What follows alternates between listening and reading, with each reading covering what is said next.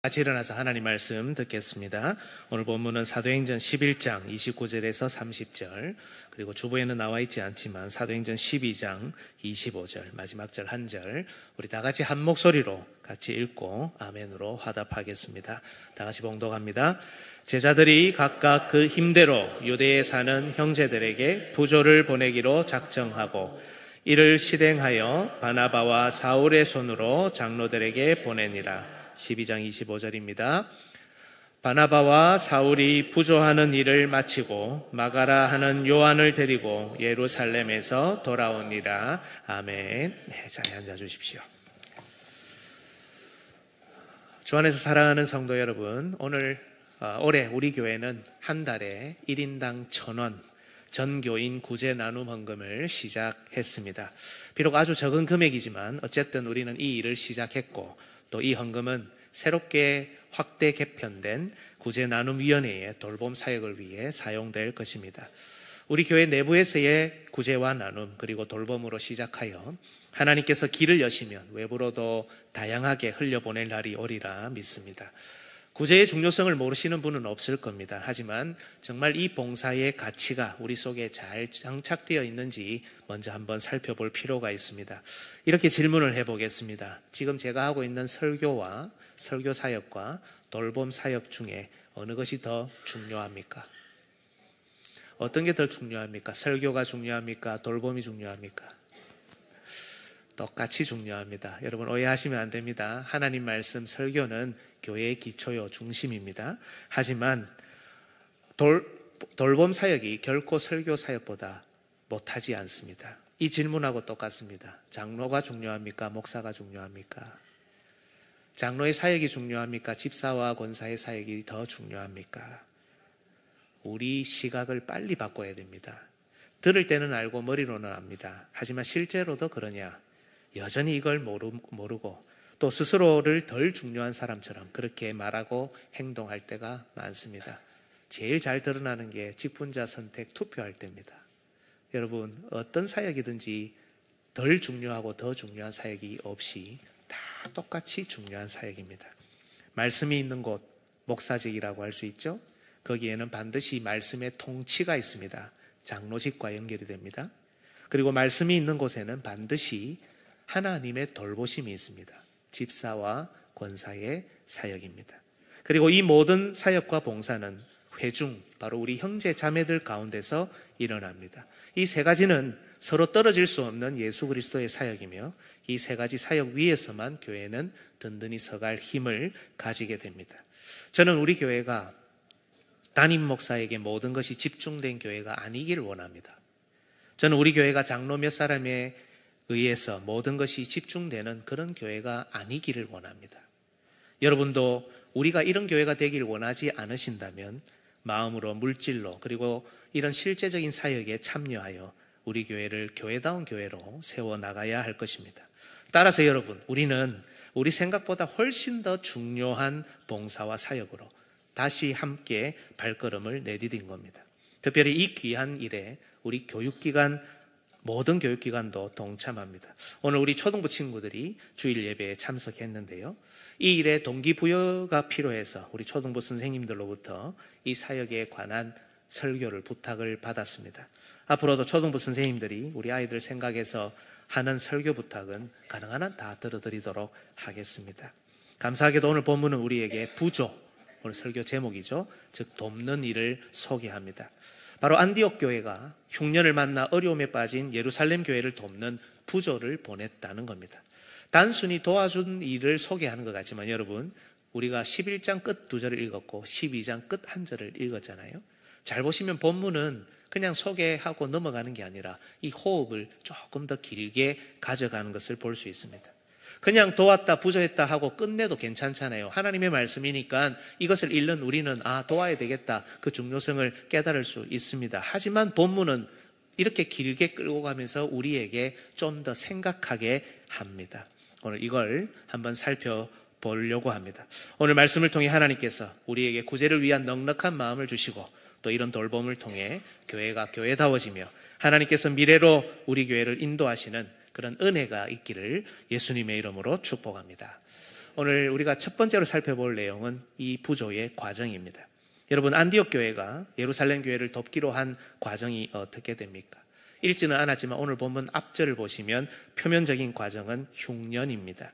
하지만 여러분, 여기서 우리는 몇 가지를 고민해 봐야 합니다. 구제를 위해서 누구를 보내죠? 오늘 본문을 보니까 바나바와 바울을 보냅니다. 분명 바울은 사도입니다. 앞에 몇 장을 더 읽어보시면 바울은 이미 사도로서 말씀 사역을 하고 있었습니다. 바나바는 사도는 아니다 이렇게 생각하시는 분들이 있는데 이것은 반은 맞고 반은 틀린 말입니다. 우리가 흔히 말하는 12사도 그리고 바울 사도 같은 그런 사도는 아니지만 잘 보시면 바나바도 비교적 더 넓은 사도적 그룹에 속하는 사람이고 심지어 사도라고 불린 적도 몇 차례 있습니다. 사도행전 13장 43절 경건한 사람들이 많이 바울과 바나바를 따르니 뭐라고 합니까? 두 사도가 더불어 말하고. 그죠? 따라서 누구를 구제를 위해서 보냈느냐? 이 안디옥 교회에서 말씀 사역하고 있는 바울과 바나바를 보냈다는 겁니다. 말씀 사역자를 보냈다는 겁니다.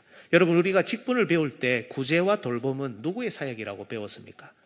집사와 권사의 사역이라고 배웠죠. 사도행전 6장에도 사도들은 소위 7 집사를 세워서 이 사역을 감당하도록 했습니다.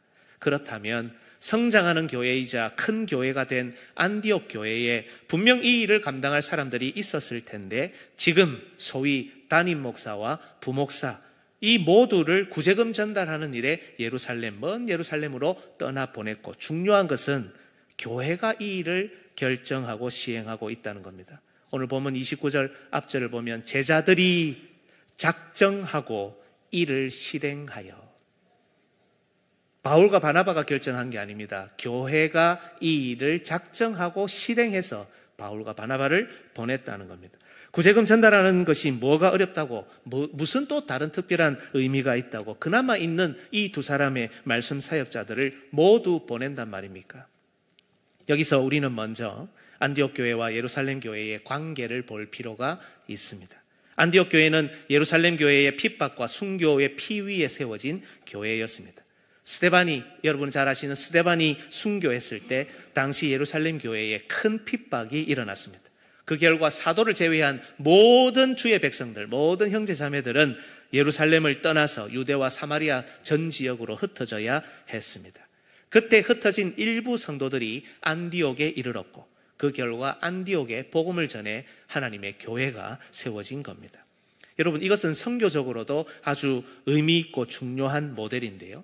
흩어진 성도들이 자발적으로 복음을 전해 그곳에 믿는 무리가 먼저 많이 생겨나 교회가 되었죠. 사역자를 먼저 파송한 것이 아닙니다. 흩어진 성도들이 복음을 전해 교회가 생긴 겁니다. 앞에서도 잠시 언급했지만 이 소식을 들은 예루살렘 교회는 말씀 사역자를 파송합니다. 사도행전 11장 22절에서 24절 제가 한번 읽어보겠습니다. 예루살렘 교회가 이 사람들의 소문을 듣고 이 안디옥에 교회가 세워지고 믿는 사람들이 늘어났다는 소문입니다. 바나바를 안디옥까지 보내니 그가 이르러 하나님의 은혜를 보고 기뻐하여 모든 사람에게 굳건한 마음으로 주와 함께 머물러 있으라 권하니. 이게 말씀 사역을 했다는 뜻입니다. 바나바는 착한 사람이요 성령과 믿음이 충만한 사람이라 이에 큰 무리가 죽게 더하여 지더라. 바나바가 사역하니까 교회는 좀 더 성장하고 더 크게 부흥하고 있었던 겁니다. 하지만 바나바는 성장하고 커지는 교회를 혼자 힘으로 감당할 수 없어서 지난날 자신이 도왔던 사울을 데리고 와서 함께 말씀 사역을 감당합니다. 그 결과 더 큰 무리가 영적으로 양적으로 성장했고 놀랍게도 그리스도인이라는 그 칭호가 최초로 주변 사람들에게서 이 안디옥의 성도들에게 붙여졌던 겁니다. 하지만 이 두 교회의 말씀 교제는 이것으로 끝나지 않습니다. 오늘 우리가 읽지는 않았지만 27절 앞부분을 보시면 선지자들이 예루살렘에서 안디옥에 이르니. 일부 선지자들이 스스로 움직인 것 같지만 이들은 예루살렘에서부터 안디옥에 왔다고 하죠. 예루살렘과 안디옥의 관계를 생각하게 합니다. 무슨 말이냐? 성장하고 발전하는 안디옥 교회를 위해서 예루살렘 교회가 다시금 초대교회의 창설 지품 중에 하나였던 선지자들을 파송해서 안디옥 교회의 영적 성장을 도왔다는 말입니다.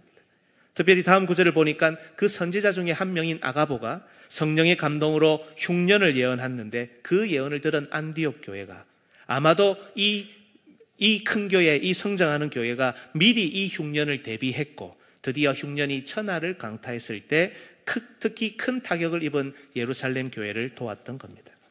이후에도 사도행전 15장 같은 것을 보면 안디옥 교회는 신학적인 어려움과 혼란이 있었을 때 바로 그 12사도가 있는 모 교회인 예루살렘으로 사람을 파송하여 그들의 조언을 듣고 교회를 굳건하게 합니다. 이 두 교회 사이의 말씀의 교제, 실질적인 교제가 끝까지 단단하게 연결되어 있다는 것을 알 수 있습니다. 여러분, 이렇게 표현할 수 있습니다. 예루살렘 교회는 소위 몰락하는 교회입니다.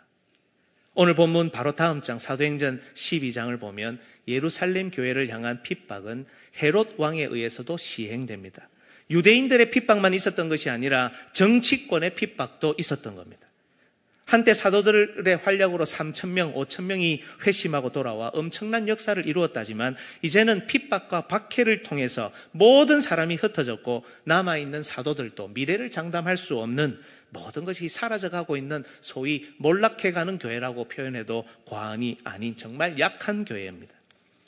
사도행전 12장 12절을 한번 보십시오.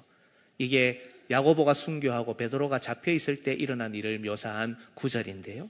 깨닫고 마가라 하는 요한의 어머니 마리아의 집에 가니 여러 사람이 거기에 모여 기도하고 있더라. 한때 몇몇 명이 모였으면 뭐합니까? 어떤 집에 여러 사람이 모여 이 일을 놓고 기도하는 정말 약해질 대로 약해진 교회가 예루살렘 교회의 모습이었습니다. 그런데 안디옥 교회는 이렇게 약해진 교회가 보낸 바나바를 사역자로 받습니다. 안디옥 교회가 요청한 게 아니에요. 안디옥 교회의 소문을 듣고 이 교회가 결정해서 바나바를 먼저 보낸 겁니다. 교회가 더 커지고 성장하니 또 보냅니다. 또 그걸 받아들입니다. 또 선지자들을 보냅니다. 또 안디옥 교회는 그걸 받아들입니다. 아니 지금 뭐 하세요? 당신들이나 잘하세요. 누가 누구를 걱정합니까? 우리는 우리가 알아서 잘할 테니 우리를 지배하려고 드는 거면 당장 그만두세요. 당신들이 보내지 않아도 우리 바나바 목사님, 바울 목사님이 알아서들 하실 겁니다. 또 우리가 옆에서 바치고 있으니 걱정하지 마세요. 이제 그만 보내시고 당신들 교회나 신경 쓰고 걱정하세요. 여러분 이러지 않겠습니까? 하지만 안디옥 교회나 예루살렘 교회는 이러지 않았습니다. 성령님의 인도하심에 정말 귀를 기울이고 순종합니다. 자기의 역할을 합니다. 그리고 상대방은 그걸 또 인정하고 받아들입니다. 복음을 받아들인 무리가 많아졌다는 소리를 듣고 의논 없이 사람을 파송해도 받아들입니다. 교회가 성장하면서 계속 사역자가 필요한데 그걸 위해 바울을 보내고 선지자들을 보내도 받아들입니다. 그 선지자 중 한 사람이 성령의 감동하로 흉년을 예고하자 그걸 듣고 또 준비합니다. 그리고 정말 흉년이 왔을 때 교회는 당장 지금 사역자가 비는데도 소위 담임 목사, 부목사 할 것 없이 이 말씀 사역자들을 죄다 예루살렘 먼 곳으로 보내어버립니다. 여러분 이건 단순히 구제하고 도움을 주는 행위가 아닙니다. 이건 정말 주 안에서의 교제입니다. 특히 바나바와 바울의 손에 이 구제금을 들려 보냅니다. 가장 위급한 순간 핍박과 박해뿐 아니라 흉년으로 교회가 휘청거리는 재정적으로 어려움을 당한 순간 예루살렘 교회가 보낸 말씀 사역자들의 손에 의해 다시 부조금을 들려보내서 그들이 서로 말씀 안에서 교제하는 관계라는 것을 확인합니다. 이런 방식으로 어려움 당한 교회를 위로했던 겁니다. 여러분 교회 크기의 문제가 아닙니다. 장자교회, 차자교회의 문제도 아닙니다. 뜨고 있는 교회, 몰락하는 교회의 문제도 아닙니다. 본국의 모교회, 선교지의 교회의 문제도 아닙니다. 힘센 교회, 힘이 약한 교회의 문제도 아닙니다. 내 교회, 네 교회의 문제도 아닙니다. 주 예수 그리스도의 교회의 일입니다. 하나님 나라의 일입니다. 이들 모두는 바로 예수 그리스도의 교회를 생각하고 있습니다. 주 안에서의 교제, 말씀 안에서의 일치된 교제 속에서 생색도 아닌, 거드름도 아닌, 자존심의 문제도 아닌, 부끄러움의 문제도 아닌 바로 그 시대 그들에게 주신 하나님 나라의 일을 성실하게 감당할 뿐입니다. 주 안에서 사랑하는 여러분, 오늘 이 시대에 혹시 이런 교제를 본 적이 있습니까? 초대교회로 돌아가자, 그 아름다운 신앙의 모습을 회복하자, 이런 구호는 많은데 이제는 이 구호도 사라졌죠. 그런데 정작 이런 교제는 찾아보기 어렵습니다. 지난 연말 건축으로 인해서 어려움을 겪은 시골의 한 교회를 도우면서 말씀드렸습니다. 예전에는 우리나라가 참 못 살았잖아요. 그 시절 어느 교회가 건축을 해서 허덕이면 총회에 도움 요청이 올라옵니다. 그러면 전국교회가 십시일반 한 주일 헌금을 걷어서 그 교회를 돕습니다. 생전 만나보지 못한 교회일 수도 있습니다. 하지만 같은 교단에 있다는 이유로 전혀 모르는 그 교회를 위해 헌금해서 돕습니다. 주 안에서 형제요 다 같은 예수 그리스도의 교회이며 하나님 나라의 일이었기 때문입니다. 요즘은 어떻습니까? 물론 여러분 지혜롭게 살펴보고 판단하며 물질이 올바르게 사용되도록 해야 하지만 따지는 게 너무 많습니다. 교회 사이즈, 네 거 내 거, 교회의 능력, 지역, 안 될 이유만 찾는 것 같습니다. 하나님 나라는 여기에만 있는 것이 아니고 하나님 나라는 정말 여러 곳에서 곳곳에서 일어나는데 우리의 시선은 여전히 여기 우리 내 것에만 집중되어 있습니다. 어쩌면 우리는 이런 교제를 만들어갈 생각도 없고 만들 능력이 없는 시대를 살고 있는지도 모르겠습니다.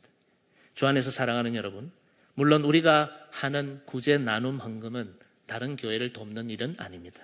하지만 먼저는 우리의 어려운 형제 자매들을 돕는 부조이며 앞으로 하나님께서 인도하시는 대로 밖으로도 흘려보낼 부조입니다. 원리는 다 같습니다. 우리가 하는 구제와 나눔, 우리가 하는 미래 자립교회를 돕는 일, 우리가 하는 선교, 이 원리는 다 같습니다. 그냥 불쌍한 사람도 없고 그냥 다른 종교에서 적선하듯이 하는 선행이 아닙니다. 우리의 구제, 우리의 나눔, 우리의 전도와 선교는 주 안에서의 교제, 말씀 안에서의 일치된 신앙으로 나는 신앙의 교제입니다. 제가 새가족이 오시지 않는 주일날은 밑에 내려가서 이렇게 밥을 먹고 우리 성도들을 살피고 돌아보고 합니다.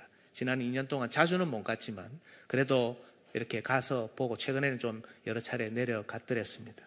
갈 때마다 느끼는 거지만 아직도 밥을 혼자 드시는 분들이 있구나. 살펴보면 여전히 밥을 혼자 드시는 분들이 있구나. 제가 그게 사실은 안타깝기도 하고 마음이 참 아팠습니다. 지난 2년 동안 쭉 살펴온 결과입니다. 제가 어제 1권사회 간담회 가서 같이 식사하고 교제하면서 간담회를 하면서 제 이야기를 주고받는 가운데 부탁을 한 가지 드렸습니다. 우리 권사님들이라도 다른 사람하고 밥을 좀 먹으면 좋겠다. 혼자서 밥 드시는 분들, 또 새 가족, 여기까지 들어오는 건 괜찮은데 그 다음이 잘 안 돼요. 혼자서 밥 먹는 가정, 혼자서 밥 먹는 분들 아직도 많은데 내 아는 사람하고 늘 같이 밥 먹는 사람하고 그 사람하고만 밥 먹지 말고 가서 먼저 말도 건네고 같이 식사하자. 그 주간이 안 되면 약속해서 그 다음 주간에 밖에서 식사 안 해도 되잖아요. 안에서 식사라도 같이 하면 우리 여러분 밥만 같이 먹고 차만 같이 마셔도 거의 대부분의 문제가 해결됩니다. 밥 자주 먹고 차 같이 자주 마시면 비즈니스도 되지 않습니까? 그런데 하나님의 교회의 구제와 돌봄과 나눔이 이게 그냥 구호에만 그치고 있다는 생각을 지울 수가 없는 겁니다. 여러분 오늘 본문 29절을 다시 한번 보십시오. 제자들이 각각 그 힘대로 유대에 사는 형제들에게 부조를 보냅니다. 적선하면 힘대로 못합니다. 그냥 돈 조금 내서 어렵다고 도와주는 정도면 힘대로 할 필요도 없습니다. 교회 안에서 또 교회를 안내를 받아 어려운 교회와 목회자들, 더 나아가 앞으로 우리가 할 선교를 생각하며 선교지 교회와 성도들과 함께 주의 형제들로서의 믿음의 교제를 여기저기에서 나눠야 된다는 겁니다. 저는 여러분을 주의 형제 자매로 여깁니다. 우리 교회를 방문하는 많은 분을 그저 지나가는 나그네로 여기지 않고 주의 형제 자매로 하나님이 인도하신 사람으로 믿고 받아들입니다. 그래서 교제하는 겁니다. 짧은 시간이더라도 주 예수 그리스도의 형제 자매이기 때문에 믿음 안에서 모든 사람들, 만나는 사람들, 하나님께서 인도하시는 사람들과 교제를 나누려고 노력하는 겁니다. 여러분 구제, 나눔, 헌금만 하지 마십시오. 사랑의 교제, 믿음의 교제, 주의 귀한 말씀 안에서의 교제를 나누십시오. 그때 우리의 구제와 나눔, 우리의 돌봄의 이 봉사가 더 분명한 빛을 발휘하게 될 것입니다. 두 번째 부조의 결과입니다. 여러분 그렇다면 이 부조의 결과는 무엇입니까? 사실 본문의 앞뒤 문맥은 이것을 명확하게 보여주고 있지는 않습니다. 오히려 오늘 본문 읽었던 11장 바로 뒤 12장에는 예루살렘 교회가 당하는 더 큰 시험과 핍박이 소개되어 있습니다. 최초의 순교자, 사도 순교자가 연이어서 나오죠. 하지만 오늘 본문 마지막 읽었던 앞구절을 한번 보십시오. 12장 24절 같이 읽습니다. 시작. 하나님의 말씀은 흥왕하여 더하더라. 물론 이 구절은 바로 앞에서 이어진 하나님께서 헤롯을 치신 심판 다음에 기록되어 있습니다. 예루살렘 교회는 정말 약해졌고 여전히 시험과 핍박 가운데 놓여 있었지만 하나님께서는 부조가 진행되는 동안에 놀랍게도 핍박의 주동자를 치시면서 심판하시는 그런 은혜를 허락하셨습니다. 그리고 하나님의 말씀이 더 흥왕하는 은혜도 허락하셨습니다. 그리고 나중에 앞서 잠시 언급했던 사도행전 15장 예루살렘 교회의 모습을 보면 이 교회가 여전히 모교회로서 든든히 서 있는 모습도 볼 수 있습니다. 사도행전 15장 22절, 이에 사도와 장로와 온 교회가, 온 교회라고 표현하고 있죠. 그 중에서 사람들을 택하여 바울과 바나바와 함께 안디옥으로 보내기를 결정하니 곧 형제 중에 인도자인 바사바라 하는 유다와 실라더라. 교회가 여전히 있고 사도와 장로들이 여전히 있었을 뿐 아니라 유다와 실라라는 복음의 사역자가 또 이 예루살렘 교회에서 탄생하고 있었던 겁니다. 오늘 본문 12장 25절 한 번 더 같이 읽어보겠습니다. 시작. 바나바와 사울이 부조하는 일을 마치고 마가라 하는 요한을 데리고 예루살렘에서 돌아오니라. 마가라 하는 요한을 데리고 옵니다. 부조하는 일을 마치고 돌아왔을 때 복음의 동력자로 활약할 마가라 하는 요한도 옵니다. 흉년으로 약해진 교회, 시험과 핍박으로 연약해진 교회였지만 안디옥 교회의 부조를 받고 살아난 예루살렘 교회는 여전히 든든히 서 있었을 뿐 아니라 여러 복음의 사람들을 길러내는 모교회로서의 역할을 감당할 수 있었던 겁니다. 이 얼마나 보람 있는 일입니까? 그런데 여러분, 부조의 결과는 예루살렘 교회가 좋아졌다는 것만 있는 게 아닙니다.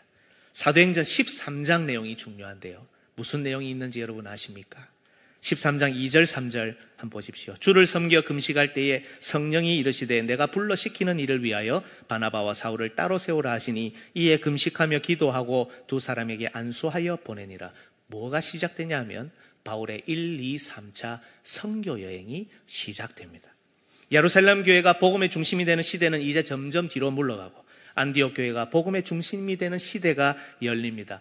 사도행전 13장은 시대의 분기점이 되는 중요한 장입니다. 그죠? 바울의 이 선교 여행을 통해서 많은 사람에게 복음이 증거되고 교회가 건설되고 하나님 나라가 확장됩니다. 부조의 결과로 이어진 내용이 하나님 나라의 확장, 다음 시대를 열어가는 일이었던 겁니다. 부조를 받은 예루살렘 교회가 든든히 섰을 뿐 아니라 안디옥 교회가 그저 큰 교회가 됐기 때문에 일한 것이 아니고 이 교회가 능력과 힘이 세서 큰 일을 감당했던 것이 아니라 믿음으로 넉넉히 다음 시대를 책임지고 다음을 열어갈 넉넉한 교회가 되었기 때문에 하나님께서는 이 교회를 통해 다음 시대를 열어갈 은혜를 허락하셨던 겁니다. 여러분, 하나님께서 어떤 사람, 어떤 가정, 어떤 교회를 들어 사용하실까요? 오해하지 마십시오. 저는 늘 말씀드립니다. 우리는 대화하고 논의하고 토론하며 지혜롭게 물질의 흐름, 영적인 흐름, 시대의 변화 많은 걸 고려하며 교회의 사역, 복음의 사역을 감당하고 결정합니다. 하지만 여러분, 하나님께서 한 사람을 들어 사용하시고 한 가정을 들어 사용하시며 한 교회를 들어 하나님의 나라의 일을 맡기실 때는 그 일을 자기 자존심, 고집, 아집으로 감당하는 교회와 사람이 아니라 그 일을 정말 믿음으로 정말 하나님 말씀의 원리, 하나님 나라의 원리로 해나갈 사람과 교회를 사용하신다는 겁니다. 한 번도 구제해보지 않은 사람에게 더 많은 영혼을 맡길 수 없습니다. 교회의 다른 지체들과 밥 한 번 먹어보지 않은 사람에게 더 많은 영혼을 맡길 수 없는 겁니다. 구제하는데, 전도하는데, 봉사하는데, 선교하는데, 복음 사역을 감당하며 그렇게 나아가는데 이거 재고 저거 재고 교회 능력, 교회 크기, 네 거 내 거 따지는데 다음 시대를 열어갈 기회를 줄 수 없다는 겁니다. 여러분 한번 생각해 보십시오. 우리의 삶이 그랬지 않습니까? 우리 교회가 걸어온 길이 그랬지 않습니까? 여기까지 온 것이 하나님의 은혜가 아닙니까? 언제 우리가 인생 전체를 아우르는 마스터 플랜을 가지고 있은 적이 있었습니까? 언제 우리가 완벽한 인생 설계 가운데 여기까지 왔습니까? 내 마음에 다 들어서 여기까지 왔습니까? 언제나 평안하고 완벽하며 확신하는 가운데 여기까지 왔습니까? 하루하루 믿음으로 살다 보니, 하루하루 버티다 보니, 하루하루 믿음으로 기도하며 길을 걷다 보니 여기까지 온 것이 아닙니까? 자존심 구겨가며 불안, 염려, 걱정, 근심 가운데였지만 주님 한 번 바라보고 성령 인도하심을 따라 한 발 한 발 걷다 보니 여기까지 온 것 아니겠습니까?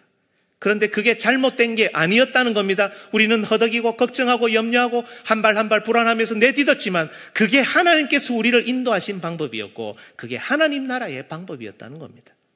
오늘도 하나님께서는 우리가 아무것도 하지 않고 가만히 앉아있는 걸 원하지 않으십니다. 하나님은 우리가 무엇이라도 도전하고 움직이며 무엇이라도 시작하기를 원하십니다. 말도 해보고 갈등도 해보고 심지어 다투며 싸움도 해보며 답을 찾아가고 성령님의 인도하심을 따라 우리에게 주어지는 꿈과 비전에 조금씩 순종하며 앞에 있는 것을 하나하나 따라서 가보기를 원하십니다. 한 달에 1,000원 정말 아무것도 아닙니다. 커피 한 잔 값도 안 됩니다. 하지만 우리가 마음을 모으고 우리 모두가 이런 새로운 길에 동행해 보는 겁니다. 생각할 것 많고 따질 것도 많지만 믿음으로 기도하며 대화하며 그냥 해보는 겁니다. 부산시 북구 화명동 화명중앙교회, 여러분 정말 좋은 교회, 귀한 교회지 않습니까? 믿으십니까? 네, 이 귀한 교회를 사랑하는 마음 바탕 위에 이제 하나님께서는 우리가 이 건물, 이 장소, 이 한 구석만 바라보는 것이 아니라 더 넓은 사람, 더 넓은 세상, 더 많은 사람, 세계를 바라보며 하나님 나라의 일을 이루기를 원하십니다. 아니, 우리가 바라보지 않아도 됩니다. 우리는 그저 무익한 종으로 지금 시작하는 구제, 지금 시작하는 선교, 지금 시작하는 봉사와 교제, 밥 한 번 같이 먹는 일에 힘대로 자원하는데 성령님이 우리를 인도하셔서 다음 시대로 더 넓은 곳으로 하나님 나라를, 우리 교회를 움직여 가게 하실 겁니다. 우리 평생에 이 은혜와 복을 경험하는 주의 귀한 교회와 성도 되시기를 예수님의 이름으로 축복합니다. 아멘.